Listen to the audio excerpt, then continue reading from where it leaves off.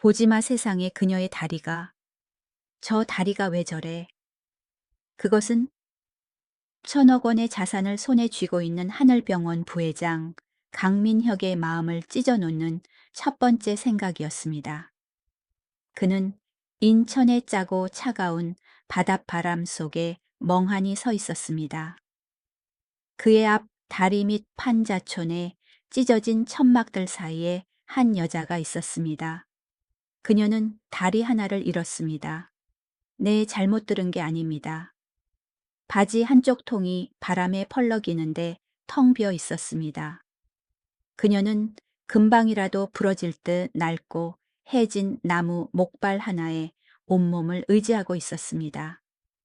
영하의 추위 속에서 얇은 옷 한 벌에 몸을 움츠리고 있는 저 초라한 여자는 한때 한남동 최고 명문가의 4대 독자의 아내였습니다. 그녀는 수천 평의 저택에 살았고 고개만 까딱하면 100명이 넘는 하인들이 일사불란하게 복종했습니다. 바로 이지아였습니다. 강민혁의 전처입니다. 충격적이죠. 하지만 충격은 여기서 끝이 아닙니다. 도대체 지난 15년 동안 무슨 일이 있었던 걸까요? 왜 고귀한 사모님이 이런 인천 다리 밑에 숨어 지내고 있는 걸까요? 그리고 저 다리는 왜 저 지경이 된 걸까요? 제가 여러분께 들려드리겠습니다. 천천히요. 이 이야기는 아주 쓰라리니까요. 12월 인천의 바닷바람은 장난이 아닙니다. 마치 얼음 칼날처럼 살을 파고듭니다. 그때는 오후 3시였습니다. 햇살은 남아 있었지만 창백했고 온기라고는 전혀 없었습니다. 민혁은 임시로 설치된 높은 단상 위에 서 있었습니다. 그는 이탈리아 장인이 만든 수제 정장을 입고 그 위에는 칠흑같이 검고 고급스러운 캐시미어 코트를 걸치고 있었습니다. 그의 손목에서는 파텍 필립 시계가 차가운 빛을 반사하며 반짝였습니다. 5천만 원. 저 시계 하나면 아마 이 판자촌 전체를 몇 년은 먹여 살릴 수 있을 겁니다. 오늘은 하늘병원 재단이 겨울철 노숙자 지원 캠페인에 10억 원을 기부하는 날이었습니다. 10억 원 숫자가 꽤 크죠. 기자들의 카메라 플래시가 천둥 번개처럼 연신 터졌습니다. 민혁은 미소 지었습니다. 1mm의 오차도 없는 완벽한 비즈니스 미소였습니다. 입꼬리는 친근함을 줄 만큼만 올라갔지만 눈은, 솔직히 말해서 저 눈은 전혀 웃고 있지 않았습니다. 이곳의 공기처럼 차가웠죠. 부회장님, 이렇게 큰 금액을 기부하게 된 계기가 무엇입니까? 젊은 기자가 불쑥 물었습니다. 민혁은 마치 외워둔 것처럼 유창하게 대답했습니다. 어려운 환경에 처한 분들과 나누는 것이 저희 의료인의 본분이자 사명이라고 생각합니다. 듣기 좋은 말이죠. 하지만 그거 아세요? 모범 답안입니다. 전부 홍보팀에서 미리 작성해 준 것입니다. 민혁은 그저 기계처럼 읽어 내려갈 뿐이었습니다. 대답하는 동안 그의 오른쪽 엄지손가락은 무의식적으로 검지 관절을 문지르고 있었습니다. 그건 그의 버릇이었습니다. 불안하거나 무언가 혐오스러울 때 그는 항상 그렇게 했습니다. 그리고 지금 그는 혐오감을 느끼고 있었습니다. 이곳의 냄새를 싫어했죠. 사진 한 장만 더 부탁드립니다. 여기 좀 봐주세요. 플래시가 다시 터지며 눈을 찔렀습니다. 민혁은 구석에 서 있는 김 비서를 찾아 고개를 돌렸습니다. 현장 통제는 괜찮은가? 그가 낮고 탁한 목소리로 물었습니다. 김 비서는 단호하게 고개를 끄덕였습니다. 민혁은 가볍게 한숨을 내쉬었고 하얀 입김이 피어오르다 사라졌습니다. 그는 이 지저분한 곳을 하루빨리 떠나고 싶었습니다. 단상에서 내려와 그는 천막촌 쪽으로 걸어갔습니다. 시나리오대로라면 가난한 사람들에게 직접 도시락을 나눠주는 장면을 연출해야 그림이 좋게 나옵니다. 노란 조끼를 입은 자원봉사자들이 분주하게 밥을 나누고 있었습니다. 뜨거운 음식 냄새가 피어올랐지만 곧바로 다른 냄새에 묻혀버렸습니다. 하수구 냄새, 오랫동안 치우지 않은 쓰레기 냄새, 그리고 싸구려 알코올 냄새가 진동했습니다. 민혁은 코를 찡그렸습니다. 그는 직원에게서 도시락을 받아들고 억지로 입가에 미소를 유지했습니다. 부회장님, 조금 더 안쪽으로 들어가 주십시오. 저쪽이 조명이 더 좋습니다. 촬영 기사가 지시했습니다. 민혁은 마지못해 얼기설기 쳐진 청색, 적색 비닐 천막들 사이로 걸어 들어갔습니다. 발밑의 진흙 바닥은 얼어붙어 딱딱했습니다. 비싼 구두가 쓰레기를 밟는 소리가 거슬리게 들렸습니다. 그는 고개를 돌려 대충 누군가에게 도시락을 주고 빠지려고 했습니다. 그런데 그때 다 찢어진 천막 안부를 피운 드럼통 바로 옆에서 그는 움직이는 사람의 형체를 보았습니다. 한 여자였습니다. 그녀는 일어서려고 애쓰고 있었습니다. 그녀의 손은 나무 막대기, 아니 목발을 꽉 쥐고 있었습니다. 검은 테이프가 칭칭 감긴 다 낡은 나무 목발이었습니다. 그녀는 목발을 짚고 힘들게 몸을 일으켰습니다. 그리고 낡은 긴 치마가 바람에 펄럭였을 때 민혁은 보았습니다. 왼쪽 다리뿐이었습니다. 그녀의 오른쪽 다리는 무릎 아래로 완전히 비어 있었습니다. 민혁의 발걸음이 못 박힌 듯 멈췄습니다. 그 여자는 천천히 고개를 들었습니다.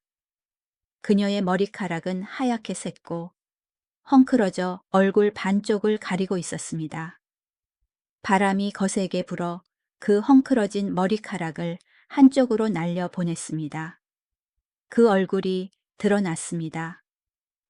민혁의 손에 들려있던 도시락이 하마터면 땅에 떨어질 뻔했습니다.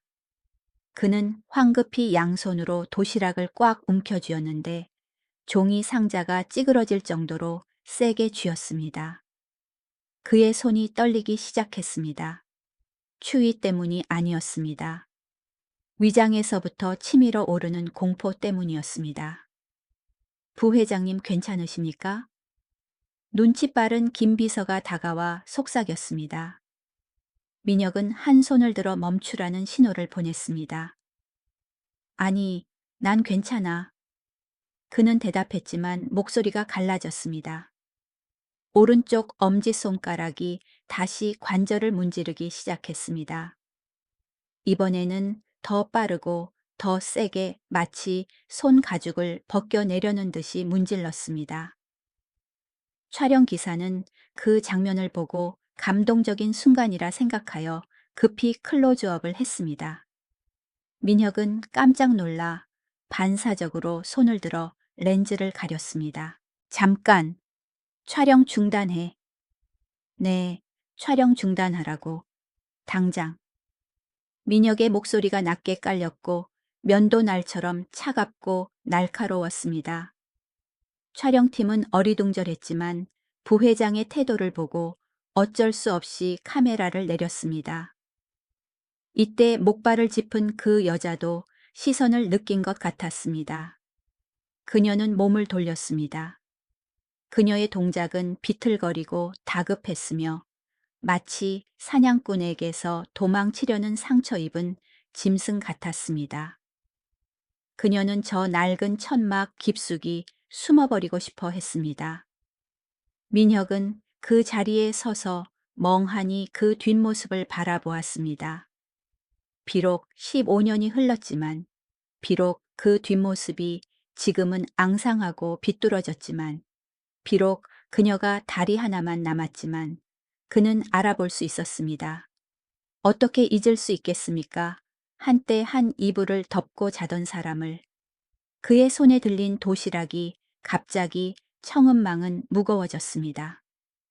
아니, 무거워진 건 그 작은 도시락이 아니었습니다. 그를 짓누르고 숨 막히게 하는 건 바로 이 가슴이었습니다. 심장이 쿵쿵거리며 욱신거렸습니다. 부회장님, 다음 일정은 멀리서 김 비서의 목소리가 들려와 그를 현실로 끌어당겼습니다. 민혁은 대답하지 않았습니다. 그는 여전히 그 자리에 못 박힌 듯 서서 여자가 사라진 천막 틈새에 시선을 고정하고 있었습니다. 바람이 다시 불었습니다. 비닐 천막이 펄럭이는 소리를 냈습니다. 민혁의 명품 코트 자락이 펄럭였습니다. 그는 천천히 시선을 내려 손목 시계를 보았습니다. 5천만 원짜리 시계의 매끄러운 사파이어, 글라스 위에 자신의 일그러진 얼굴이 비쳤습니다. 그리고 그 뒤로는 지저분한 풍경이 보였습니다. 천막 녹슨 드럼통 쓰레기 더미들 두 개의 세상. 한쪽은 명예의 정점, 다른 한쪽은 사회의 밑바닥. 부회장님. 김 비서가 걱정스러운 목소리로 다가왔습니다. 민혁은 긴 꿈에서 깬 듯 화들짝 놀랐습니다. 그가 고개를 돌렸을 때 눈빛은 원래의 차가움을 되찾았지만 눈동자 깊은 곳은 여전히 격렬하게 흔들리고 있었습니다. 현장 언론 통제 시스템은 확실한가? 그가 메마른 목소리로 물었습니다. 네, 모든 것이 계획대로입니다. 좋지 않은 사진들은 모두 삭제 요청했습니다. 민혁은 고개를 끄덕였습니다. 그는 손을 들어 시간을 확인했습니다. 4시 10분. 다음 일정까지 얼마나 남았지? 25분입니다. 최대한 빨리 정리해. 비서는 고개를 숙이고 물러갔습니다. 민혁은 아래 십수를 꽉 깨물고 서 있었습니다. 당장이라도 떠나고 싶었습니다. 눈앞에 닥친 적나라한 진실로부터 이곳으로부터 도망치고 싶었습니다. 하지만 발이 떨어지지 않았습니다. 죄책감이 15년 전에 그 감정이 돌아와 그를 애워싸고 있었습니다. 그는 천막촌 안쪽으로 더 깊이 걸어 들어갔습니다. 경호원의 암묵적인 만류도 무시한 채 바람이 낡은 천막 틈으로 새어 들어왔습니다. 누군가의 마른 기침 소리가 쿨럭쿨럭 폐를 찢는 듯 들려왔습니다. 전방 10미터. 그는 다시 그 나무 목발을 보았습니다. 그 여자는 등을 돌린 채 빨랫줄에서 무언가를 거두려는 듯 서 있었습니다. 허리까지 내려오는 헝클어진 머리카락은 풍파의 색이 발해 있었습니다. 그녀가 목발을 옮길 때마다 딱딱한 땅바닥에 탁탁 하는 무거운 소리가 났습니다. 저 사람도 지원 대상인가? 민혁이 지나가는 자원봉사자에게 무심한 듯 물었습니다. 자원봉사자 청년은 고개를 끄덕였습니다. 네, 저분은 여기 계신 지 꽤 됐어요. 한 5년 정도요. 5년? 민혁이 갈라진 목소리로 되물었습니다. 네, 처음엔 다리 때문에 보호시설이나 병원으로 가시라고 권유했는데 저분이 완강히 거절하셨어요. 고집이 세셔서 누구와도 말을 잘 안 하세요. 민혁의 손이 주먹을 쥐었습니다. 손톱이 손바닥을 파고들어 아팠습니다. 5년. 그럼 그전 10년은 어디에 있었단 말인가? 한남동 저택을 떠난 후 어떻게 살았던 걸까? 이름이 뭐지? 아무도 몰라요.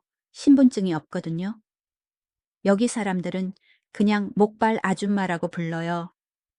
민혁은 마른 침을 삼켰습니다. 목구멍이 썼습니다. 바로 그때 뒤쪽에서 술 취한 노인이 고래고래 소리를 질렀습니다. 야, 지아 이리 와서 밥 받아. 지아라는 이름이 허공에 번개처럼 울려 퍼졌습니다. 민혁의 심장이 한 박자 멈췄습니다. 그 여자가 고개를 돌렸습니다.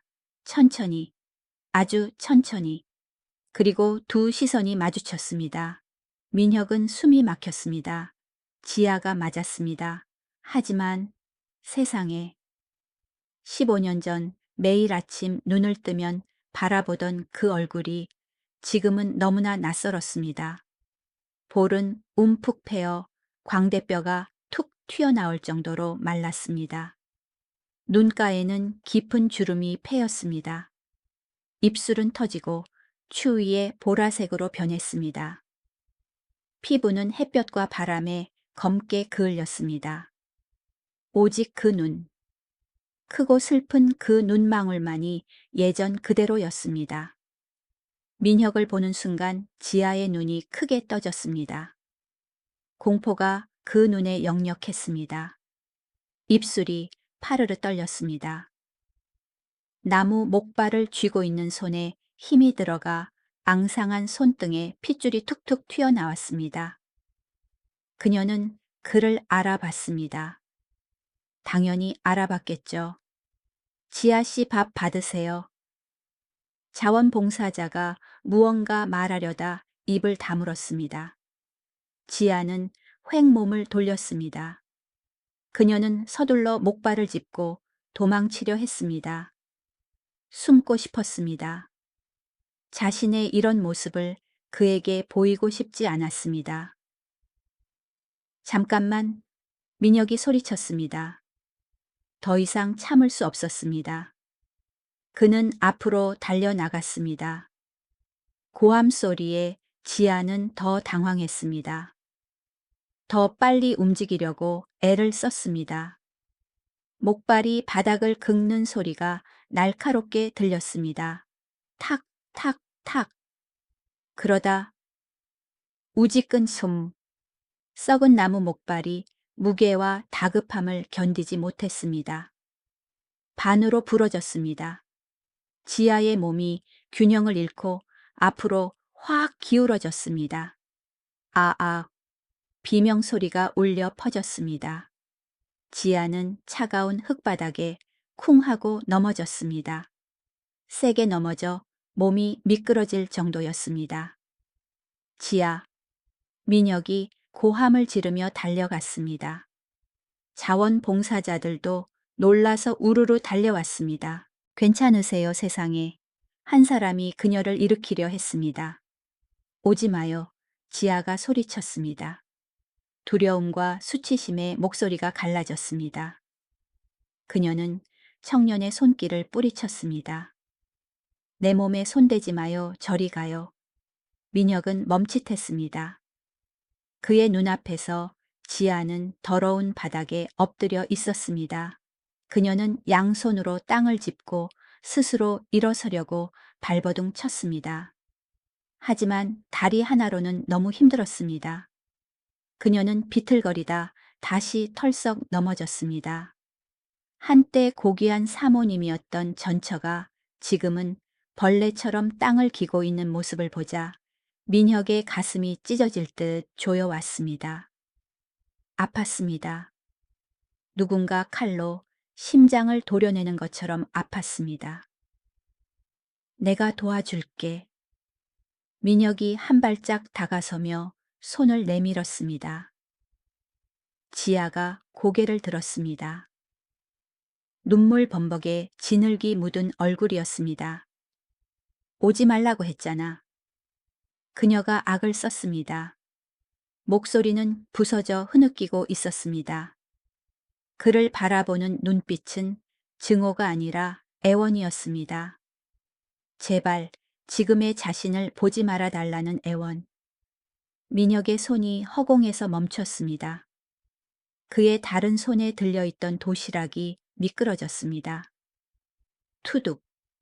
도시락이 바닥에 떨어졌습니다.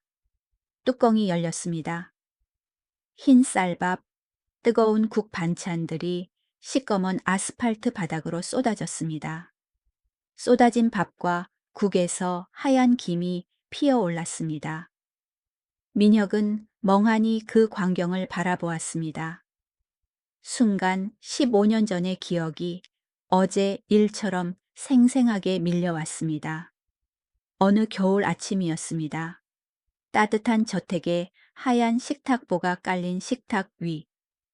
지아가 끓인 된장국에서 김이 모락모락 피어올랐습니다. 윤기 흐르는 따뜻한 밥. 모든 것이 정갈하고 깨끗하게 차려져 있었습니다. 그때 지아는 연분홍색 앞치마를 두르고 식탁 옆에 서서 다정하게 미소 짓고 있었습니다. 식사해요, 여보. 당신이 좋아하는 갈치조림 했어요.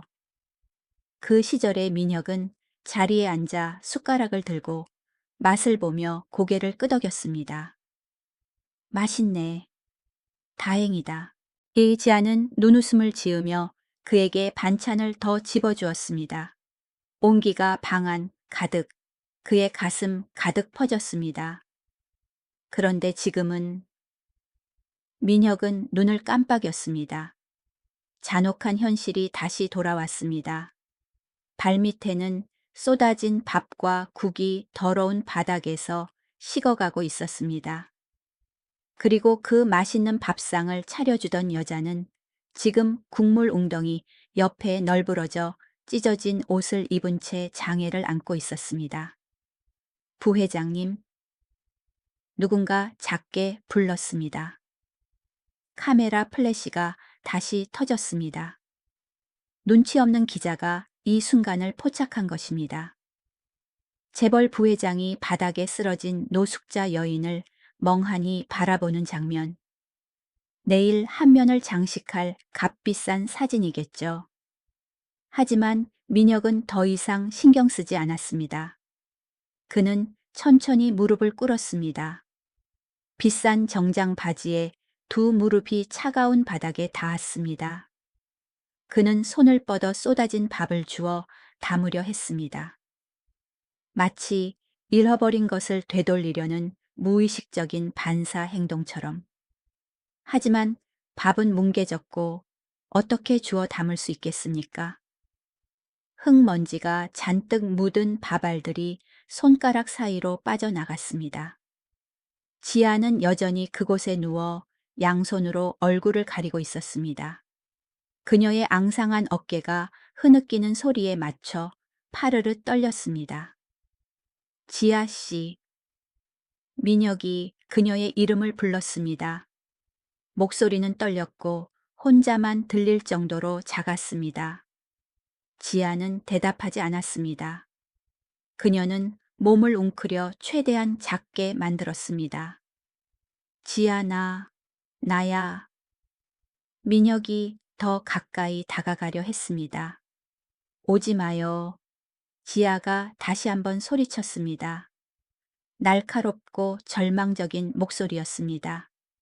제발 부탁이니까 날 쳐다보지 마요. 그 말은 마치 뜨거운 물을 민혁의 얼굴에 끼얹는 것 같았습니다. 그때 자원봉사자들이 다른 목발을 가져왔습니다. 그들이 모여들어 지아를 부축했습니다. 천천히 일어나세요. 괜찮습니다. 지아는 그들의 팔을 잡고 비틀거리며 일어섰습니다. 그녀는 고개를 푹 숙였고 머리카락이 흘러내려 얼굴을 완전히 가렸습니다. 그녀는 등을 돌려 목발을 짚고 자신의 천막을 향해 아주 빠르게 걸어갔습니다. 목발이 바닥을 치는 소리가 가슴 아플 정도로 고독하게 들렸습니다. 민혁은 여전히 무릎을 꿇은 채 전처의 뒷모습을 바라보고 있었습니다. 그는 운명의 그날을 다시 떠올렸습니다. 그가 이 결혼을 죽였던 그날을. 15년 전 산부인과 병원 복도.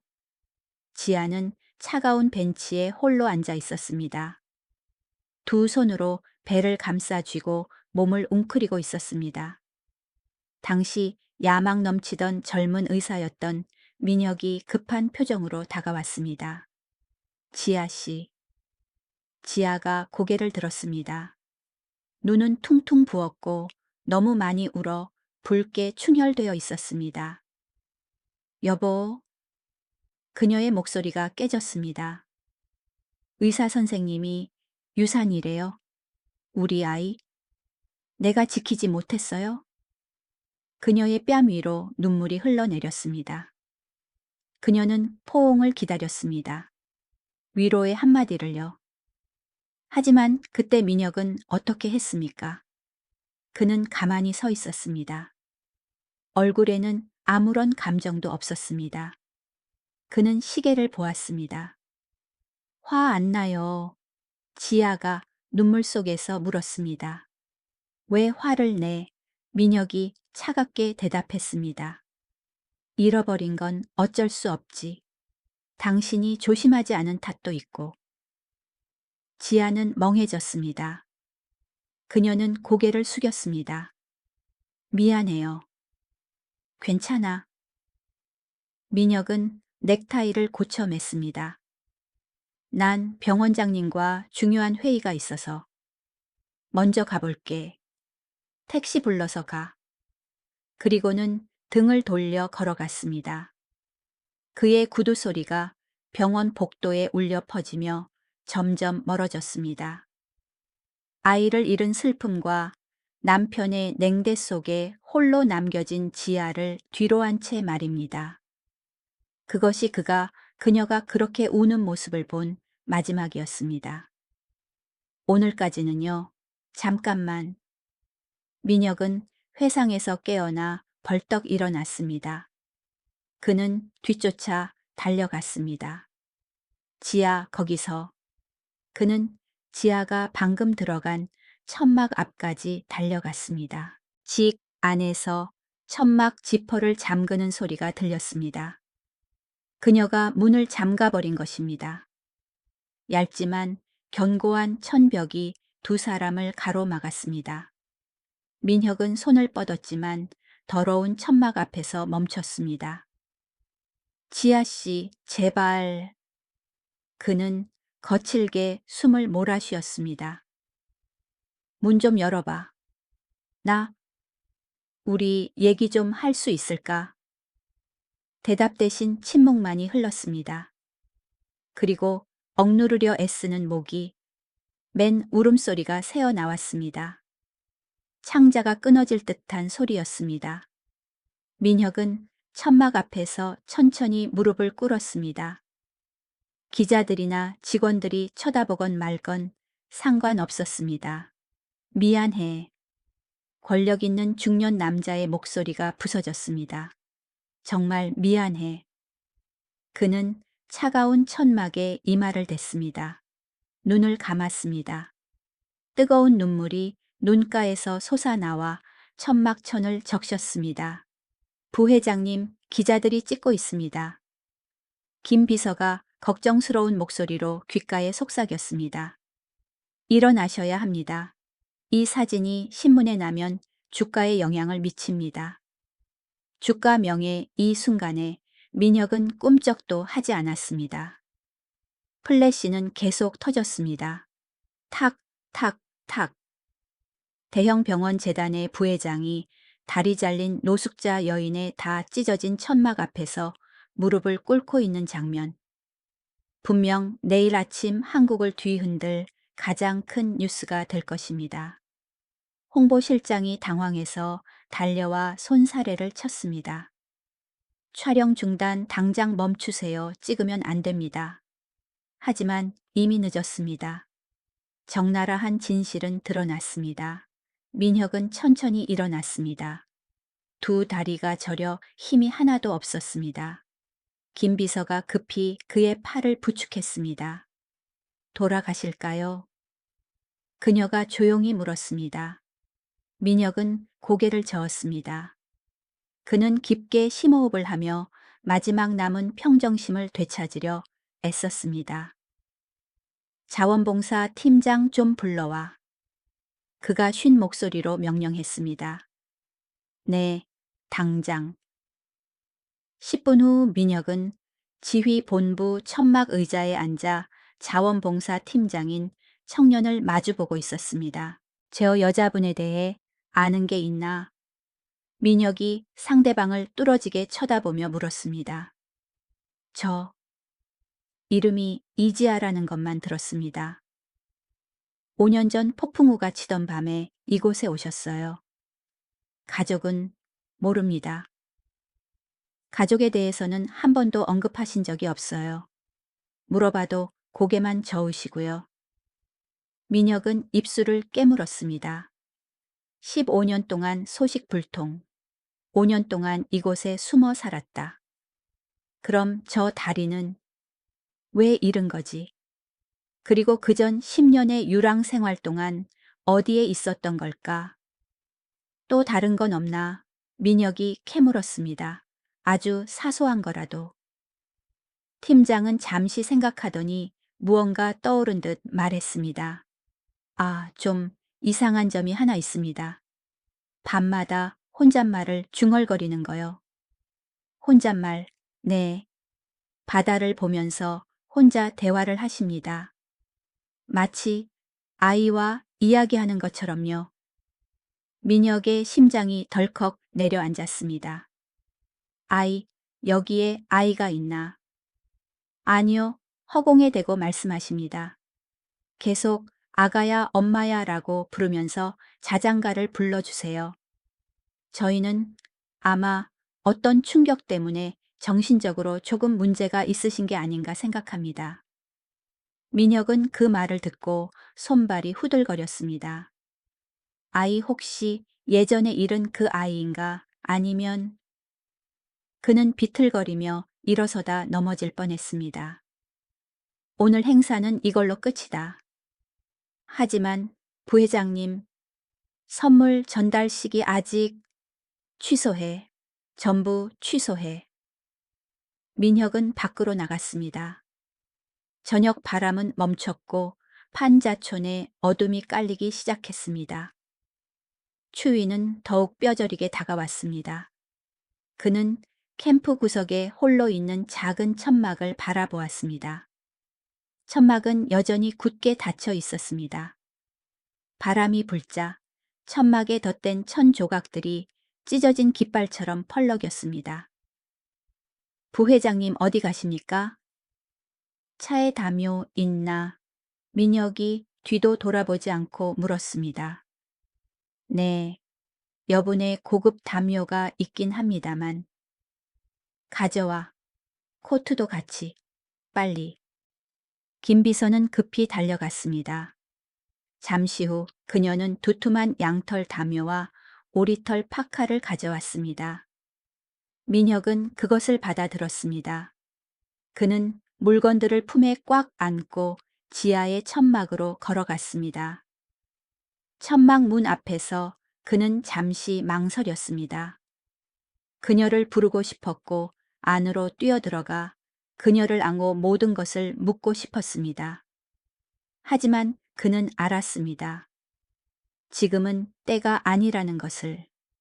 그의 등장은 그녀를 더 고통스럽고 당황하게 할 뿐이라는 것을요. 그는 문을 조금만 열면 닿을 수 있는 천막 문 앞에 담요와 코트를 가지런히 놓았습니다. 지아 씨. 그는 허공에 속삭였습니다. 여기 담요 두고 갈게. 밤에 많이 추우니까 꼭 덮어. 대답은 없었습니다. 문틈으로 바람소리만 들렸습니다. 민혁의 목소리가 메어왔고 눈물이 다시 쏟아질 것 같았습니다. 미안해. 내가 잘못했어. 그는 허리를 숙였습니다. 전처에 찢어진 천막 앞에서 아주 깊숙이 참회와 후회가 담긴 절을 했습니다. 자원봉사자들, 경호원들, 기자들이 그 모습을 지켜보았습니다. 아무도 숨소리조차 내지 못했습니다. 사방은 고요했고 멀리 방파제에 부딪히는 파도 소리만 들려왔습니다. 민혁은 천천히 몸을 일으켰습니다. 그는 등을 돌려 걸어갔습니다. 권력자의 어깨가 그 어느 때보다 축 처져 고독하고 늙어 보였습니다. 대기 중인 고급 승용차에 오르기 전 민혁은 다시 한번 뒤돌아 보았습니다. 그 천막은 어둠 속에서 여전히 조용했습니다. 하지만 이 이야기는 그는 알았습니다. 이제 막 시작되었다는 것을. 그는 절대로 이대로 끝내지 않을 것입니다. 무슨 수를 써서라도요. 고급 승용차가 어둠 속으로 잠겨가는 찢어진 천막촌을 뒤로하고 달리기 시작했습니다. 민혁은 뒷좌석에 앉아 멍하니 창밖을 바라보았습니다. 풍경이 휙휙 지나갔지만 지금 그의 머릿속에는 오직 전처의 모습만 가득했습니다. 20년 전에 화사하고 다정했던 지아의 얼굴, 그리고 오늘 고생에 찌들고 절망에 빠져 다리 하나만 남은 지아의 얼굴. 두 이미지가 계속 겹치며 명예의 정점에 선 남자의 가슴을 갈기갈기 찢어 놓았습니다. 부회장님 괜찮으십니까?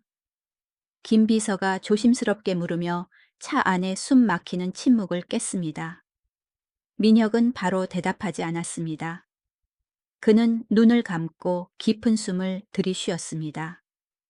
그의 손은 자동차 시트 가죽을 꽉 쥐고 있었고 손톱이 박힐 정도로 세게 쥐어 지탱할 곳을 찾고 있었습니다. 김 실장. 네, 부회장님. 조사해줘. 그의 목소리는 깊은 우물 바닥에서 울리는 것처럼 낮고 탁했습니다. 이지야. 내 집을 떠난 날부터의 모든 기록을 다 찾아봐.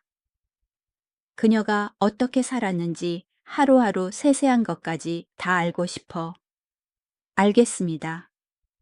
차는 바람 부는 인천대교 위를 질주했습니다. 하지만 민혁의 마음은 시간을 거슬러 올라가고 있었습니다. 모든 것을 파괴해버린 그 운명의 날로 말입니다. 여러분 그거 아세요? 때때로 사람들은 칼이나 총이 아니라 침묵과 유약함으로 자신의 행복을 파괴합니다.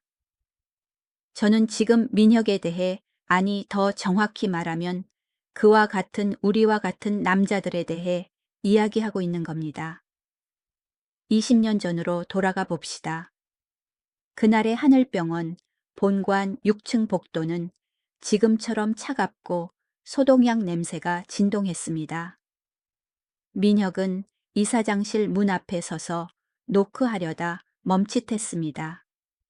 안에서 그의 어머니 그룹의 철의 여인신 여사의 목소리가 들려왔습니다. 세탁소 집딸 주제에 감히 이 집에 발을 들여 거기다 애도 못 낳아.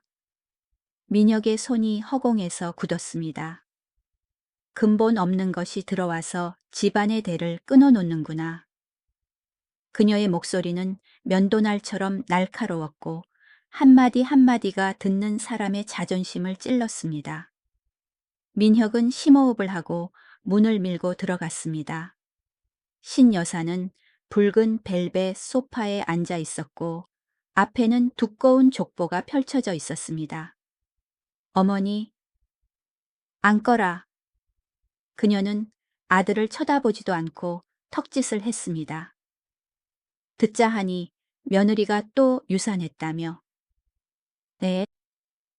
민혁은 고개를 숙였습니다. 그럼 어쩔 셈이냐. 그녀는 족보를 넘기며 부스럭거렸습니다. 강씨 가문 300년 명문가가 내 대에서 끊어지게 생겼어. 왜 아들도 못 낳는 그런 여자를 들여서는. 어머니 자식은 하늘이 주시는 건데. 닥쳐라. 그녀가 탁자를 내리쳤습니다. 다음 주 일요일 저녁 7시 정식당이다. 조선소 그룹 회장 딸과 저녁 약속 잡아놨다. 민혁은 멍해졌습니다.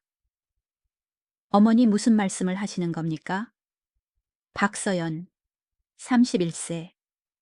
기획이사. 집안 좋고 학벌 좋고 골반이 커서 애 잘 낳겠더라. 그녀는 젊고 예쁜 여자의 사진을 탁자 위로 던져 민혁 앞으로 미끄러뜨렸습니다. 10억 원짜리 의료선 프로젝트 알지? 나중에 회장 자리 앉고 싶으면 처신 잘해라. 어머니 전 이미 결혼했습니다.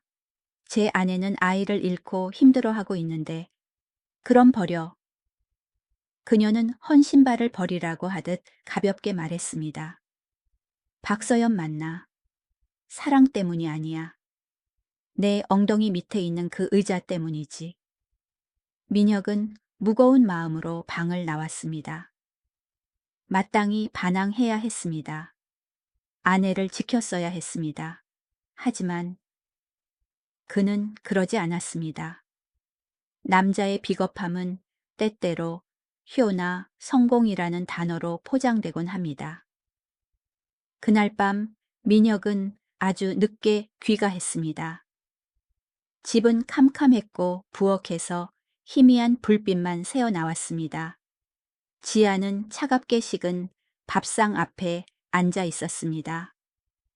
남편이 돌아오자 그녀는 서둘러 일어나 눈물을 훔쳤습니다. 왔어요. 국 데워 올게. 됐어? 민혁은 넥타이를 느슨하게 풀며 아내의 시선을 피했습니다. 여보. 지아가 그의 소매를 잡았습니다. 오늘 병원에 다녀왔어요. 의사 선생님이 아직 희망이 있대요. 한약도 먹고 몸조리도 잘할게요. 다음엔 꼭 그만해. 민혁은 그녀의 손을 뿌리쳤습니다. 목소리는 차갑고 잔인했습니다. 당신은 지치지도 않아. 난 이제 지긋지긋해. 그만해. 그는 안방으로 들어가 문을 쾅 닫았습니다. 지아를 차가운 부엌 한가운데 멍하니 세워둔 채 말입니다. 그녀의 손에 들려있던 건강검진 결과지가 바닥으로 떨어져 어두운 구석으로 밀려갔습니다. 그리고 올 것이 왔습니다. 일주일 뒤 민혁은 박서연을 만났습니다. 파트너라는 명목의 저녁 식사들, 찰랑거리는 와인잔, 그리고 어머니의 계략까지. 어느 날 밤 민혁은 집에 들어오지 않았습니다. 그는 서연과 호텔에서 밤을 보냈습니다. 사랑 때문은 아니었을 겁니다. 아마 술 기운에 그리고 집에서의 아이 압박으로부터 도망치고 싶어서였겠죠. 다음 날 오후 지아가 집을 청소하고 있을 때 민혁이 테이블 위에 두고 간 전화기로 낯선 번호의 문자가 왔습니다. 화면이 밝아졌습니다. 짧지만 심장을 죽이기에 충분한 문자였습니다. 어젯밤 너무 좋았어요. 의료선 계약은 제가 처리할게요. 또 봐요, 자기. 지아의 손이 떨렸습니다. 전화기가 카펫 위로 떨어졌습니다. 그때 욕실에서 민혁이 수건을 어깨에 걸치고 나왔습니다. 그는 아내가 넋이 나간 채 전화기를 뚫어지게 쳐다보고 있는 것을 보았습니다. 지아 씨 얘기 좀 해. 그가 건조한 목소리로 말했습니다. 아마 그도 해방을 위해 이 순간을 기다렸을지도 모릅니다. 지아는 고개를 들었습니다. 눈은 붉게 충혈되었지만 물기 없이 메말라 있었습니다. 다른 사람 생겼어요. 민혁은 부인하지 않았습니다. 미안해. 우리 이혼하자. 어머니가 서연 씨랑 결혼하길 원하셔. 지아는 웃었습니다. 뼛속까지 쓴 웃음이었습니다. 그녀는 소리 지르지도 따지지도 않았습니다. 그저 조용히 고개를 끄덕였습니다. 알겠어요. 이해해요. 그녀는 침실로 가서 낡은 여행 가방을 꺼냈습니다. 옷 몇 벌을 챙겨 넣었습니다. 서랍장을 열었을 때 그녀의 손에 따끈따끈한 초음파 사진이 닿았습니다. 오늘 아침 병원에 다녀온 것이었습니다. 임신 4주. 그녀는 남편에게 기쁜 소식을 알리려 했습니다. 이번에는 의사 선생님이 아이가 아주 건강하다고 했다고. 그녀의 노력이 보상받았다고요. 하지만 이제 그 기쁜 소식이 무슨 의미가 있겠습니까? 지아는 초음파 사진을 가방 깊숙이 찔러 넣었습니다. 그녀는 배에 손을 얹고 속삭였습니다. 아가야, 아빠는 우릴 원하지 않아. 우리끼리 가자. 그녀는 거실로 나왔습니다. 시어머니 신 여사가 언제부터인가 그곳에 서 있었습니다. 눈치껏 일찍 나가라. 그녀는 두툼한 봉투를 탁자 위에 던졌습니다. 여기 500만 원 있다. 이거 가지고 새 인생 살아. 다시는 이 집 근처에 얼씬도 하지 말고. 지아는 돈 봉투를 보았습니다. 그들의 얼굴에 던져버리고 싶었습니다. 하지만 뱃속의 아이가 생각났습니다. 아이를 키우려면 돈이 필요했습니다. 그녀는 굴욕감을 삼키고 봉투를 집어들었습니다. 감사합니다, 어머니. 지난 세월 동안. 그녀는 마지막으로 고개를 숙여 인사하고 등을 돌려 걸어 나갔습니다. 그녀의 등 뒤로 저택의 문이 쿵 하는 메마른 소리를 내며 닫혔습니다. 그것은 상류 사회와 그녀의 과거를 완전히 끊어내는 소리였습니다. 지아는 지하철역까지 걸어갔습니다. 눈이 내리기 시작했습니다. 그녀는 벤치에 웅크리고 앉아 첫 차를 기다렸습니다. 두 손은 배를 부드럽게 쓰다듬고 있었습니다. 무서워하지 마, 아가야. 엄마가 지켜줄게. 엄마가 국어를 해서라도 널 사람답게 키울 거야. 시간은 창틈으로 지나가는 말처럼 빠르게 흘렀습니다. 어느덧 20년 가까운 세월이 흘렀습니다. 지아 뱃속의 그 아이는 이제 다 컸습니다. 이름은 이도윤. 19세에 건장하고 잘생기고 효심 깊은 청년이 되었습니다. 두 모자는 창신동의 좁은 반지하 방에서 살았습니다. 여름에는 오븐처럼 덥고 장마철이면 발목까지 물이 찼습니다. 하지만 그 작은 방에는 언제나 웃음소리가 가득했습니다. 지아는 아이를 키우기 위해 온갖 일을 다 했습니다. 새벽에는 신문 배달, 점심에는 설거지, 저녁에는 폐지를 주었습니다. 옛날의 고운 손은 이제 굳은 살이 박이고 터져서 거칠고 검게 변했습니다. 도윤은 엄마를 끔찍이 생각했습니다. 대학을 다니면서 엄마를 돕기 위해 공사장에서 아르바이트를 했습니다. 엄마, 오늘 월급 탔어요. 어느 겨울 저녁 도윤이 얼굴에 회반죽을 잔뜩 묻히고 집에 뛰어 들어왔지만 미소만은 환하게 빛났습니다. 그는 주머니에서 분홍색 털장갑을 꺼냈습니다. 엄마 주려고 샀어요. 엄마 손 다퉜잖아요. 그는 지아의 거친 손을 잡고 문질러 주었습니다. 나중에 졸업하고 엔지니어 되면 엄마 큰 집 사드릴게요. 엄마 이제 고생 안 하셔도 돼요. 지아는 눈시울이 붉어졌습니다. 그녀는 아들을 와락 껴안았습니다. 아들은 그녀 삶의 모든 원동력이었습니다. 그날 아이를 지키기로 한 결정이 인생에서 가장 옳은 선택이었음을 보여주는 증거였습니다. 하지만 이 세상은 참 얄궂습니다. 대를 이을 아들이라는 그 비밀은 결국 드러나고 말았습니다. 하늘그룹에서 민혁은 서연과 결혼했지만 딸만 둘을 낳았습니다.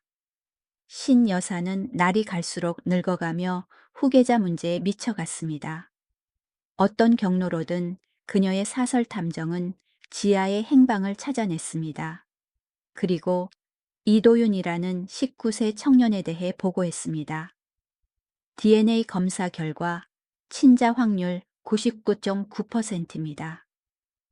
검사 결과지를 든 노파의 눈이 맛있는 먹잇감을 발견한 맹수처럼 번득였습니다. 그의 데려와 그녀는 흥분으로 목소리를 떨며 명령했습니다. 강씨 가문의 장손이다. 그런 구석진 곳에 숨어 살게 둘 순 없어. 사모님, 그 어미는요. 지아 그년 말이야. 돈이나 좀 쥐어주고 쫓아내. 하지만 애는 무조건 데려와야 해. 만약 안 오겠다고 하면 강제력을 써서라도. 잔혹한 운명의 수레바퀴가 돌기 시작했습니다. 어느 흐린 오후 도윤은 학교에서 돌아오는 길이었습니다. 그는 집에 빨리 가기 위해 인적 드문 재개발 구역을 지나가고 있었습니다. 갑자기 검은 승용차 2대가 나타나 앞뒤를 막았습니다. 건장한 경호원 4명이 내렸습니다. 자네가 이도윤인가? 당신들 누구세요? 도윤은 경계하며 뒷걸음질 쳤습니다. 도련님을 집으로 모시러 왔습니다. 할머니께서 기다리십니다. 할머니요. 전 할머니 없어요. 비켜요. 도윤은 도망치려 했습니다. 하지만 대학생이 어떻게 전문 경호원들을 당해내겠습니까? 그들은 달려들어 그의 팔을 잡았습니다. 이거 놔요. 사람 살려 엄마. 도윤은 소리치며 격렬하게 저항했습니다. 그는 건장한 청년이라 쉽게 굴복하지 않았습니다. 마침 지아가 근처에서 리어카를 끌고 있었습니다. 아들의 다급한 비명을 듣자 엄마의 심장이 불길한 예감을 알렸습니다. 도윤아, 그녀는 리어카를 내팽개치고 비명소리가 나는 쪽으로 날아갈 듯 달려갔습니다. 그녀의 눈앞에 끔찍한 광경이 펼쳐졌습니다. 아들이 덩치 큰 남자들에게 질질 끌려 차 쪽으로 가고 있었습니다. 내 아들 놔줘. 지아가 악을 썼습니다. 어디서 그런 힘이 나왔는지 경호원들 사이로 뛰어들었습니다. 그녀는 물고 뜯으며 온몸으로 아들을 막아섰습니다. 이 미친 여자가 비켜. 한 경호원이 팔을 휘둘러 지아를 세게 밀쳐 땅바닥에 내동댕이 쳤습니다. 엄마. 도윤은 엄마가 맞는 것을 보자 눈이 뒤집혔습니다. 그는 전 먹던 힘까지 짜내 자기를 잡고 있는 놈에게 박치기를 하고 빠져나왔습니다. 도망쳐, 도윤아 빨리 도망쳐. 지아가 소리쳤습니다. 두 모자는 서로 부축하며 옆에 있는 공사 중인 건물로 도망쳤습니다. 철거를 기다리는 낡은 아파트였고 콘크리트와 철근이 어지럽게 널려 있었습니다. 쫓아놓치면 안 돼. 경호원들이 험악하게 뒤쫓아왔습니다. 도윤과 지아는 폐건물 깊숙이 들어갔습니다. 날이 어두워지기 시작했습니다. 뻥 뚫린 창문으로 바람이 들이닥쳐 귀신 우는 소리를 냈습니다. 위층으로 비상계단으로 가요. 도윤이 엄마의 손을 끌었습니다. 하지만 그들은 막다른 곳에 다다랐습니다. 앞은 갈라진 콘크리트 바닥이었고 위태로웠습니다. 위쪽에는 타워 크레인에 매달린 거대한 철골 빔들이 어지럽게 널려 있었고 하강 준비 중이었습니다. 경호원들이 따라잡았습니다. 도련님, 우리 곤란하게 하지 마십시오. 집에 가시죠. 난 죽어도 그 집엔 안 가. 도윤이 소리치며 벼랑 끝으로 물러났습니다. 혼란스러운 몸싸움 와중에 한 경호원이 실수로 비계를 세게 들이받았습니다. 우지끈 쾅, 귀를 찢는 금속 충돌음이 났습니다. 수 톤이나 되는 거대한 철골 비미 위에서 와이어가 풀려버렸습니다. 그것은 도윤이 서 있는 곳으로 정확히 떨어지고 있었습니다. 모든 일이 순식간에 일어났습니다. 단 1초였습니다. 도윤아, 지아는 생각하지 않았습니다. 모성 본능이 어떤 물리 법칙보다 강력하게 솟구쳤습니다. 그녀는 달려들어 온 힘을 다해 아들을 위험지역 밖으로 밀어냈습니다. 도윤은 멀리 튕겨나가 간발의 차로 목숨을 건졌습니다. 하지만 지아는 늦었습니다. 쾅, 철골 빔이 떨어졌습니다. 콘크리트 먼지가 자욱하게 피어올랐습니다. 뼈가 으스러지는 소리가 소름 끼치게 들렸습니다. 엄마, 도윤이 밤을 찢을 듯 절규했습니다. 먼지가 겉이자 누구라도 보면 얼어붙을 광경이 드러났습니다. 철골이 지하의 왼쪽 다리를 짓누르고 있었습니다. 선혈이 콸콸 쏟아져 회색 시멘트 바닥을 붉게 물들였습니다. 그녀는 창백한 얼굴로 누워 말도 못할 고통에 신음하며 거친 숨만 몰아쉬고 있었습니다. 엄마, 엄마. 도윤이 기어가며 손발을 벌벌 떨었습니다. 그는 철골을 들어 올리려 했지만 역부족이었습니다. 너무 무거웠습니다. 경호원들은 유혈 사태를 보고 겁을 먹고 뒷걸음질 치다 뿔뿔이 흩어져 도망쳤습니다. 피해자들을 내버려 둔 채로요. 도윤아. 지아가 힘겹게 속삭이며 피 묻은 손을 뻗어 아들의 볼을 만졌습니다. 너 괜찮니? 저 괜찮아요. 엄마, 눈 감지 마세요. 구급차 불렀어요. 엄마 조금만 참으세요. 도윤의 눈물이 엄마 얼굴 위로 뚝뚝 떨어졌습니다. 하지만 비극은 거기서 끝나지 않았습니다. 낡은 건물의 구조는 원래 약했는데 거대한 철골의 충격이 도윤 머리 위쪽에 콘크리트 천장을 흔들었습니다. 지지직, 우르르. 바닥에 누워있던 지아는 아들의 머리 바로 위에서 거대한 콘크리트 덩어리가 떨어져 나오려는 것을 유일하게 보았습니다. 피해, 도윤아, 피해. 그녀는 마지막 남은 힘을 짜내 소리치며 아들을 멀리 밀어내려 했습니다. 하지만 도윤은 엄마를 구하는데 정신이 팔려 전혀 알아차리지 못했습니다. 거대한 콘크리트 덩어리가 무너져 내렸습니다. 엄마의 눈앞에서 바로 어둠이 모든 것을 삼켰습니다. 마지막 굉음이 울리고 죽음 같은 침묵이 흘렀습니다. 지아는 철골에 다리가 으깨진 채 누워 있었습니다. 하지만 육체의 고통은 지금 마음의 고통에 비하면 아무것도 아니었습니다. 그녀에게서 불과 몇 미터 떨어진 곳 무너진 잔해 아래로 도윤의 손이 삐져나와 있었습니다. 18살 생일에 그녀가 사준 싸구려 시계를 찬 손이었습니다. 그 손은 움직이지 않았습니다. 또, 윤. 지아는 꺽하는 소리를 내고 기절했습니다. 구급차와 경찰이 도착했을 때 그들은 다리 하나를 잃은 여자만 구조할 수 있었습니다. 그녀의 유일한 희망이었던 19세 청년은 차가운 잔해 아래서 영원히 떠났습니다. 그것이 5년 전 이야기입니다. 이지아가 다리 하나를 잃었을 뿐만 아니라 그녀 자신이 죽어버린 날입니다. 그녀의 영혼은 그날 아들을 따라 죽었습니다. 공사장의 운명의 날 이후 지아는 3개월 동안 꼬박 병원에 누워 있었습니다. 깨어났을 때 의사는 청천벽력 같은 소식을 전했습니다. 오른쪽 다리가 완전히 괴사되어 목숨을 건지기 위해 무릎 아래를 절단해야 했다고요.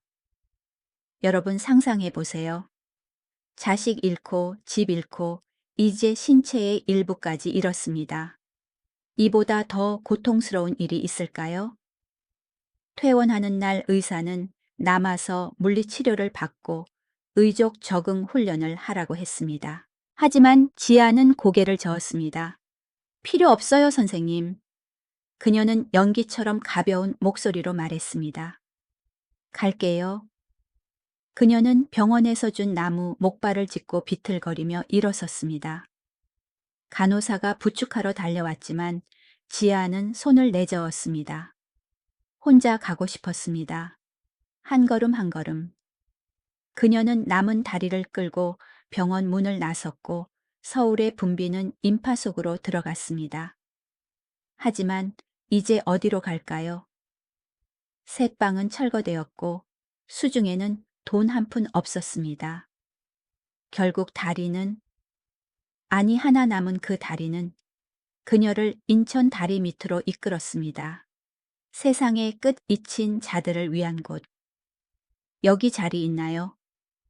그녀가 수염이 하얀 노숙자 노인에게 물었습니다.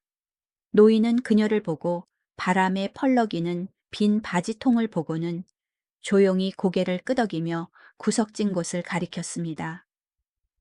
저 구석 비었어. 근데 외풍이 심하니까 잘 막아야 해. 지아는 그쪽으로 몸을 끌고 갔습니다. 찢어진 천막 몇 개와 낡은 박스를 주어 임시 거처를 만들었습니다. 한때 하늘그룹 사모님의 새 집이었습니다. 다리 밑에서의 첫날 밤, 지아는 잠을 이루지 못했습니다. 얇은 담요 속에서 웅크린 채 가슴에 있는 물건을 만지작거렸습니다. 유리가 깨지고 줄이 반쯤 끊어진 낡은 손목시계였습니다. 경찰에게서 돌려받은 도윤의 유일한 유품이었습니다. 도윤아, 그녀는 어둠 속에서 중얼거렸습니다. 엄마가 미안해. 엄마가 널 못 지켜줘서 미안해. 눈물이 흘러내려 헌 신문지로 만든 베개를 적셨습니다. 매일 밤 사람들은 다리 없는 여자가 천막 앞에 앉아 고장난 시계를 쓰다듬으며 혼잣말하는 것을 보았습니다. 오늘도 엄마 왔어. 도윤아, 밥 먹었니? 배고프게 있지 마. 거긴 춥지 않니? 주변 사람들은 그녀를 딱하게 쳐다보았고 미쳤다고 하는 사람도 있었고 동정하는 사람도 있었습니다. 하지만 아무도 감히 다가가지 못했습니다. 그 여자에게서 뿜어져 나오는 슬픔이 너무 커서 마치 그녀와 세상을 가로막는 보이지 않는 벽 같았기 때문입니다. 그해 겨울은 유난히 혹독했습니다. 눈이 내려 인천 해변을 하얗게 뒤덮었습니다. 바닷바람은 뼛속까지 바늘처럼 찔렀습니다. 천막촌 사람들은 드럼통에 불을 피우고 옹기종기 모여 몸을 녹였습니다. 나무 조각 종이, 쓰레기 헌 옷가지 등 탈 수 있는 건 다 태웠습니다. 지아도 그곳에 앉아 터진 손을 불길에 녹이고 있었습니다. 그녀 옆에는 폐지를 줍는 노부부가 있었습니다. 요즘 폐지값이 좀 괜찮네 여보. 할아버지가 할머니 어깨를 주무르며 말했습니다. 그러게 내일은 영감이랑 좀 더 멀리 나가봐요. 할머니는 이 빠진 미소를 지으며 남편 어깨에 머리를 기댔습니다. 그 모습을 보고 지아의 가슴이 조여왔습니다. 그들은 가난하고 힘들지만 서로가 있습니다. 그녀는 이 넓은 세상에 홀로 덩그러니 남았습니다. 고요한 깊은 밤, 파도가 방파제에 부딪히는 소리가 들릴 때 지아는 바람에 흔들리는 천막 천장을 바라보며 누워 있었습니다. 제일 지키고 싶은 건 떠났어. 그녀가 목이 맨 소리로 속삭였습니다. 살아서 뭐해 차라리. 죽고 싶다는 생각이 수없이 머릿속을 스쳤습니다. 하지만 포기하려 할 때마다 떠나기 전 아들의 눈빛이 떠올랐습니다. 그 눈빛은 마치 엄마 살아야 해요 라고 말하는 것 같았습니다. 어느 날 밤 천막촌에 재앙이 닥쳤습니다. 드럼통 하나가 쓰러져 불이 종이박스 더미에 옮겨 붙었고 순식간에 번졌습니다. 불이야 불. 비명소리가 터져 나왔습니다. 사람들이 혼비백산하여 밖으로 뛰쳐나왔습니다. 불길이 하늘 한쪽을 붉게 물들였고 검은 연기가 자욱했습니다. 지아는 천막 안에 누워 있었는데 연기가 코를 찌르자 기침이 터져 나왔습니다. 도망쳐야 한다는 걸 알았지만 몸이 움직이지 않았습니다. 그녀는 가만히 누워 불길이 점점 자신의 천막 벽을 핥아오는 것을 보았습니다. 그냥 이대로. 그녀는 쓴웃음을 지으며 생각했습니다. 죽어도 괜찮아. 그럼 곧 도윤이를 만날 수 있잖아. 그녀는 눈을 감고 죽음을 기다렸습니다. 바로 그때 옆 천막에서 희미한 구조 요청 소리가 들렸습니다. 살려주세요. 여보 살려줘. 폐지 줍는 할아버지 목소리였습니다. 할머니는 어디 갔지? 지아의 눈이 번쩍 뜨였습니다. 인간의 본능이 되살아났습니다. 이렇게 죽을 순 없었고 더구나 눈앞에서 남이 죽게 내버려 둘 수는 없었습니다. 그녀는 목발을 집어들고 몸을 일으켜 천막 밖으로 뛰쳐나갔습니다. 옆 천막은 이미 불길에 휩싸여 있었습니다. 그녀는 할아버지가 기어 나오려 애쓰는데 다리가 불타는 나무 기둥에 깔린 것을 보았습니다. 지아는 생각할 겨를도 없이 땅에 엎드려 영희 속으로 기어 들어갔습니다. 눈이 맵고 목이 타들어갔습니다. 제 손 잡으세요. 그녀는 소리치며 손을 뻗어 할아버지 손을 꽉 잡았습니다. 장애를 가진 몸으로 온 힘을 다해 남은 다리로 땅을 지탱하며 할아버지를 밖으로 세게 끌어당겼습니다. 쾅! 그들 등 뒤로 천막이 무너져 내렸습니다.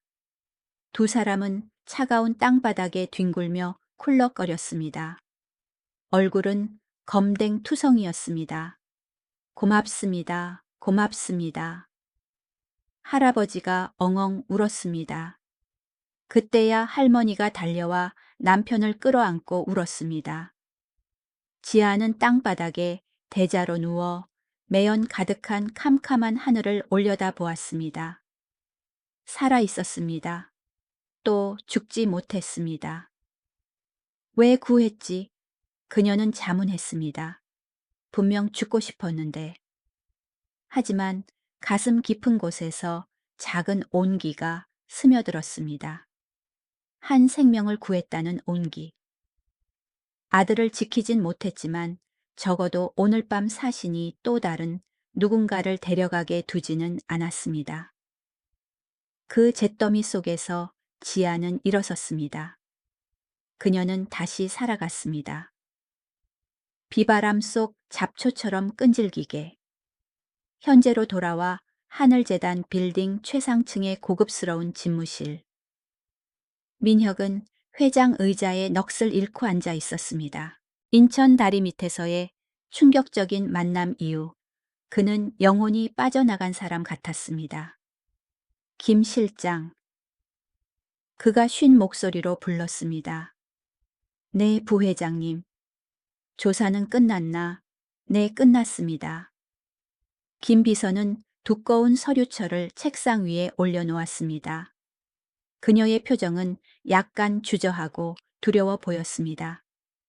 하지만 부회장님, 이 진실은 마음의 준비를 하시는 게 좋을 것 같습니다. 민혁은 서류철을 집어들었습니다. 손이 떨리며 첫 페이지를 넘겼습니다.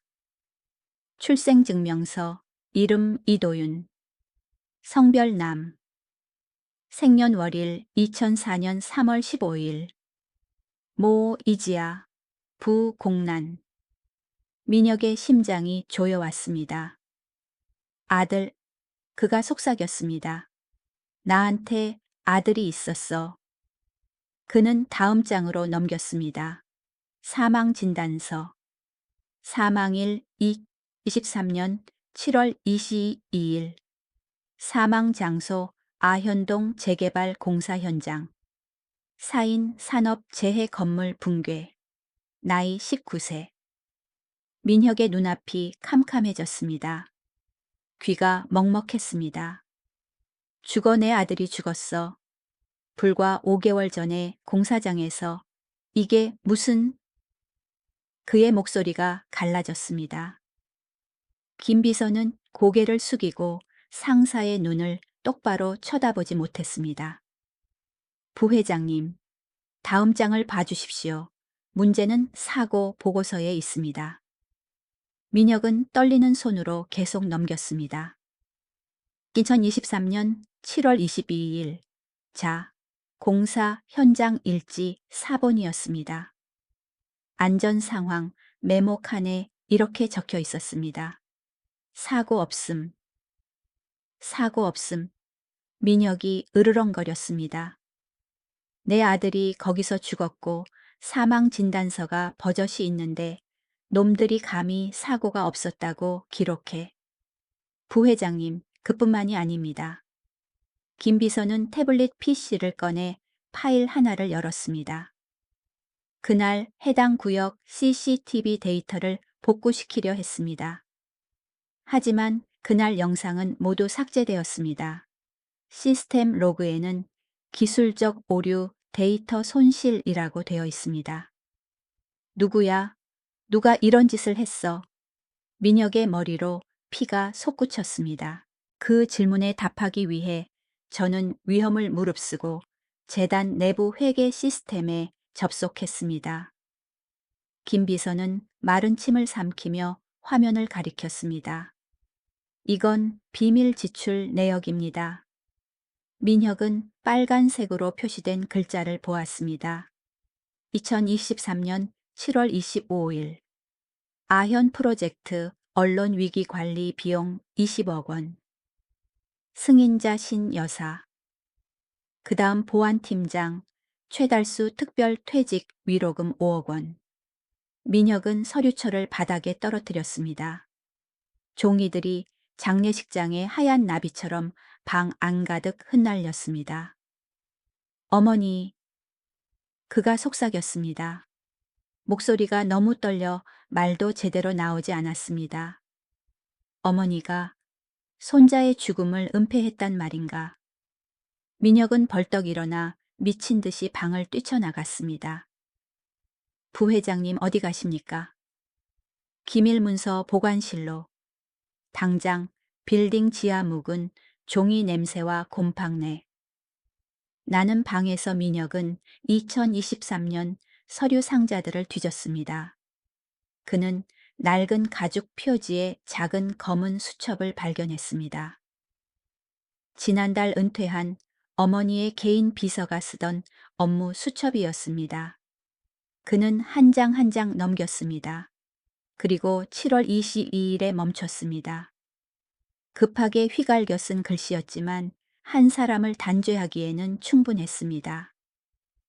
아현 사고, 손자 혼외자 사망, 그 어미 이지아 중상, 회장님 지시 언론 입막음, 흔적 삭제, 신규 복합단지 건축 허가에 절대 영향 주지 말 것, 관할 경찰서장과 합의 완료. 사건은 개인 부주의로 인한 무단 침입 사고로 종결 처리. 민혁은 차가운 바닥에 주저앉았습니다. 그는 머리를 감싸 쥐고 어린아이처럼 엉엉 울었습니다. 통곡 소리가 어두운 지하에 처량하고 원통하게 울려 퍼졌습니다. 어머니, 어떻게 이렇게 잔인하실 수가 있어요? 강씨 가문의 핏줄인데. 그날 밤 민혁은 허름한 골목 술집에서 노련한 전직 형사 오 탐정을 은밀히 만났습니다. 희미한 조명 아래서 오 탐정은 담배를 길게 빨아들이며 연기를 뿜어냈습니다. 진실을 알고 싶나? 노인은 눈을 가늘게 뜨고 민혁을 보았습니다. 진실은 아주 역겨운데 감당할 수 있겠어. 말해, 다 알아야겠어. 민혁은 술잔을 꽉 쥐어 손마디가 하얗게 질렸습니다. 그 사고, 오 탐정이 한숨을 쉬었습니다. 우연이 아니었어. 사실 어머니의 경호원들이 두 모녀를 위험한 곳으로 몰아넣었지. 뭐라고? 민혁이 눈을 부릅떴습니다. 그래. 원래 목적은 도윤이를 납치해 오는 거였어. 근데 애가 반항해서 모녀가 공사장으로 도망쳤지. 경호원들이 쫓아가서 난동을 부리다 비계를 무너뜨린 거야. 아이는 산업재해로 죽은 게 아니라 할머니의 추격 때문에 죽은 거야. 민혁은 할 말을 잃었습니다. 오 탐정은 주머니에서 작은 USB를 꺼냈습니다. 이건 근처에 주차되어 있던 트럭의 블랙박스 데이터 복사본이야.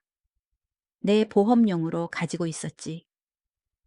거기에 경호원 놈들이 잔해 속에서 애 시체를 꺼내고 죽어가는 엄마를 내버려 두고 가는 장면이 찍혀 있어. 민혁은 USB를 쥔 손을 부들부들 떨었습니다. 눈물이 다시 뜨겁고 짜게 솟구쳤습니다. 도윤이를 죽인 건 그가 이를 갈며 한 글자 한 글자 증오를 담아 내뱉었습니다. 저 무생물인 쇠몽둥이가 아니야. 바로 내 어머니의 탐욕이야. 바로 나의 유약함이야. 그는 일어나 돈다발을 탁자에 던지고 밖으로 나갔습니다.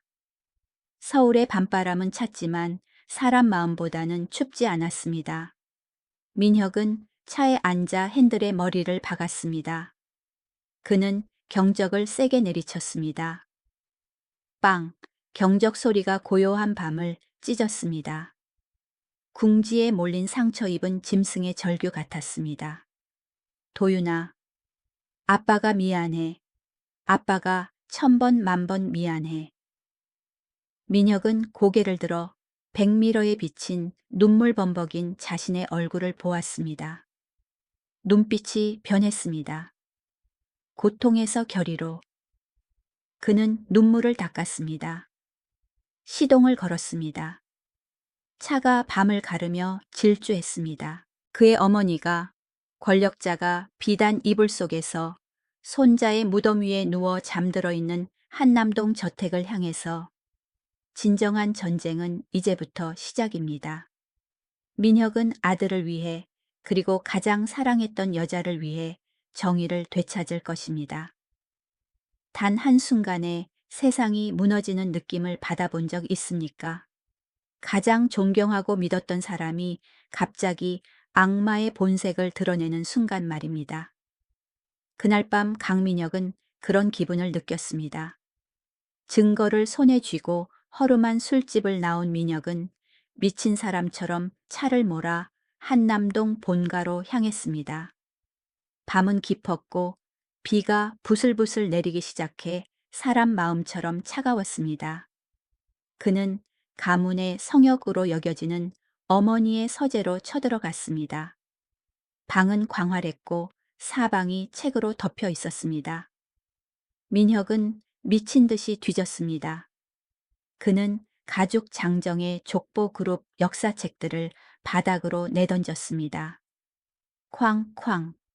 책 떨어지는 소리가 마치 강씨 가문의 거짓된 영광에 돌을 던지는 소리 같았습니다. 갑자기 참나무 책장 뒤에서 비밀 벽장을 발견했습니다. 안에는 작은 철제 상자 하나만 있었습니다. 민혁은 떨리는 손으로 열었습니다. 낡은 수첩 하나가 덩그러니 놓여 있었습니다. 그는 그것을 폈습니다. 어머니신 여사의 나칙은 필체였습니다. 정갈하지만 소름 끼치게 차가운 글씨였습니다.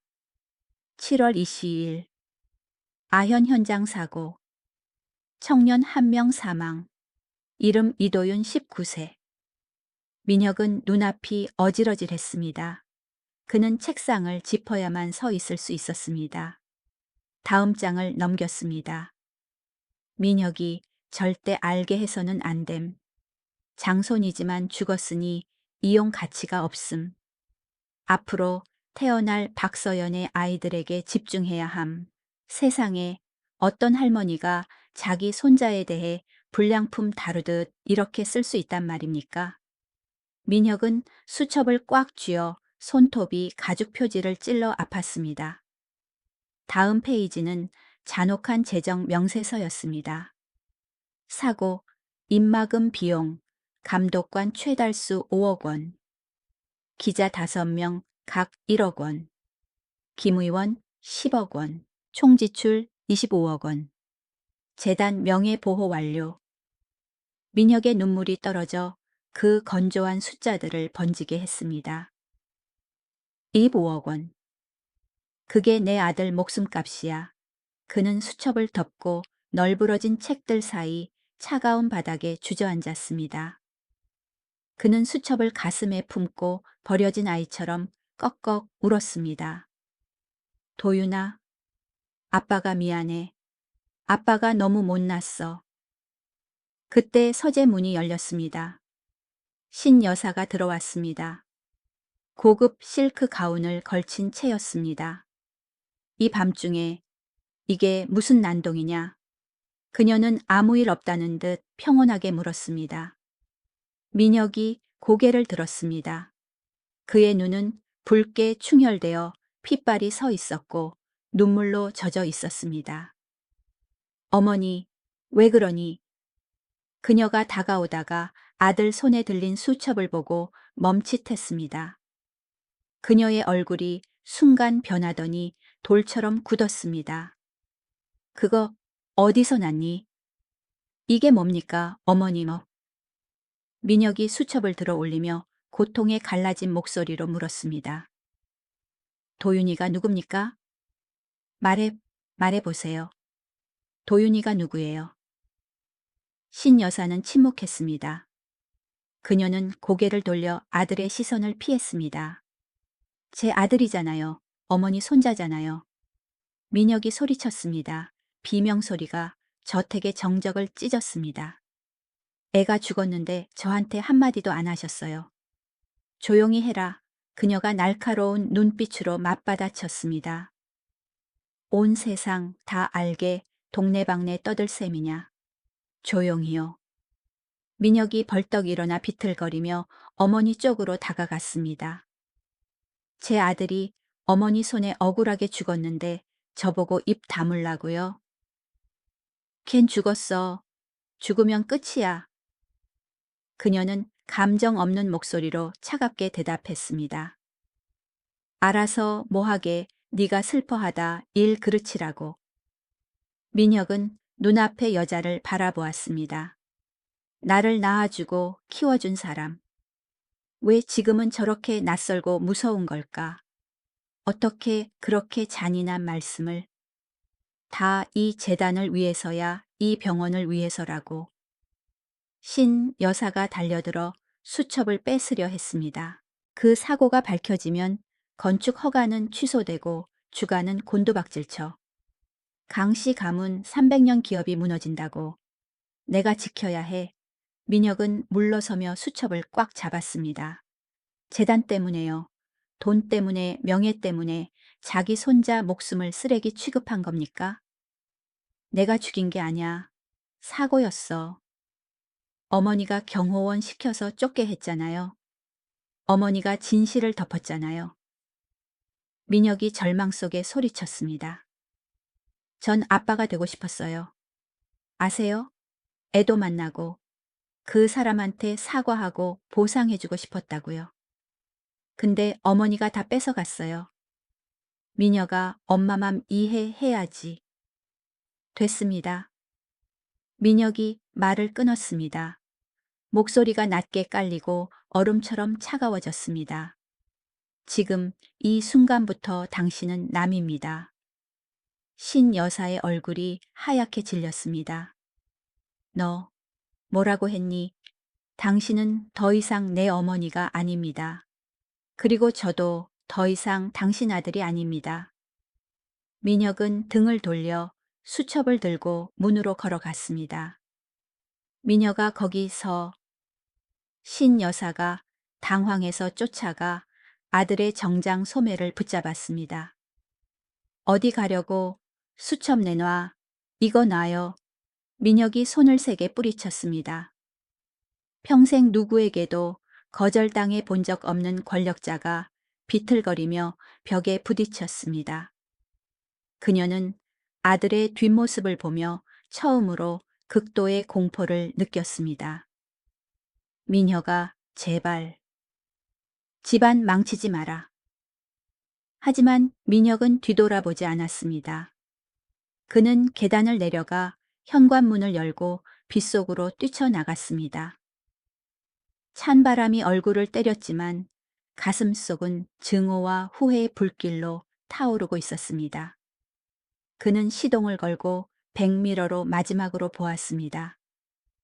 화려한 저택이 이제는 그 안에 사는 사람들의 인간성을 묻어버린 거대한 무덤처럼 보였습니다. 다음 날 아침 하늘그룹 본사에 진짜 지진이 일어났습니다. 민혁은 초췌한 모습이지만 그 어느 때보다 단호한 눈빛으로 이사회 회의실에 들어갔습니다. 그는 수첩과 조사 서류 뭉치를 주주들과 어머니 바로 앞 탁자에 올려놓았습니다. 긴급 안건이 있습니다. 그가 우렁찬 목소리로 말했습니다. 신 회장 즉각 회의만을 제안합니다. 회의실 전체가 경악으로 술렁거렸습니다. 신 여사는 의장석에 앉아 덜덜 떨리는 손으로 탁자 끝을 잡고 있었습니다. 민혁은 컴퓨터를 연결해 모든 증거를 대형 스크린에 띄웠습니다. 2023년 7월 22일 아현 공사 현장 제 아들 19세 이도윤 군이 사망했습니다. 이사들이 서로 수군거렸습니다. 부회장에게 아들이 있었다는 사실을 몰랐으니까요. 그리고 이것은 민혁이 뇌물 장부 내역이 뜬 화면을 가리켰습니다. 제 어머니신 회장이 병원 재단 자금 25억 원을 써서 손자의 죽음을 은폐한 방법입니다. 공간은 쥐 죽은 듯 조용했습니다. 에어컨 돌아가는 소리조차 시끄럽게 느껴졌습니다. 이 사람은 공무원을 매수하고 언론을 조작하고 우리 모두를 속였습니다. 민혁은 어머니의 눈을 똑바로 쳐다보았습니다. 사람 목숨을 이렇게 하찮게 여기는 리더가 사람 살리는 자리에 앉을 자격이 있습니까? 민혁아, 너 미쳤구나. 신 여사가 힘없이 속삭였습니다. 표결 진행합니다. 민혁이 차갑게 명령했습니다. 신 회장, 해임에 찬성하시는 분, 손 하나가 올라갔습니다. 그리고 둘, 그리고 줄줄이. 진실이 너무나 참혹해서 아무도 그녀 편에 설 수 없었습니다. 통과되었습니다. 민혁은 보안팀을 향해 말했습니다. 출입증 회수해 전 회장님 밖으로 모셔. 신 여사는 떨면서 일어났습니다. 그녀는 주위를 둘러보았습니다. 자신에게 머리를 조아리던 사람들이 이제는 경멸 어린 눈으로 쳐다보고 있었습니다. 아들을 보았지만 차가운 벽만 보일 뿐이었습니다. 그녀는 터덜터덜 회의실을 나갔습니다. 문이 닫히며 권력은 있었지만 죄로 가득 찼던 시대가 끝났습니다. 로비에는 기자들이 독수리처럼 기다리고 있었습니다. 모든 것을 잃은 늙은 여자의 나간 얼굴에 플래시가 연신 터졌습니다. 회사 일을 처리하고 민혁은 급히 병원으로 달려갔습니다. 지아가 며칠간 다리 밑에서 비를 맞아 심한 폐렴으로 응급실에 실려갔다는 소식을 들었기 때문입니다. 하얀 병실 지아는 작고 연약하게 누워 있었습니다. 산소 마스크를 통해 나오는 숨소리가 희미했습니다. 민혁은 고통스럽게 옆에 앉아 아내의 앙상하고 굳은 살 박인 손을 잡았습니다. 지아 씨, 나야. 지아가 천천히 눈을 떴습니다. 지쳤지만 여전히 다정한 눈빛이었습니다. 여보, 왜 여기 있어요? 나 다 알았어. 민혁이 울먹이며 그녀의 손 위로 눈물을 뚝뚝 흘렸습니다. 도윤이, 미안해. 내가 나쁜 놈이야. 미안해.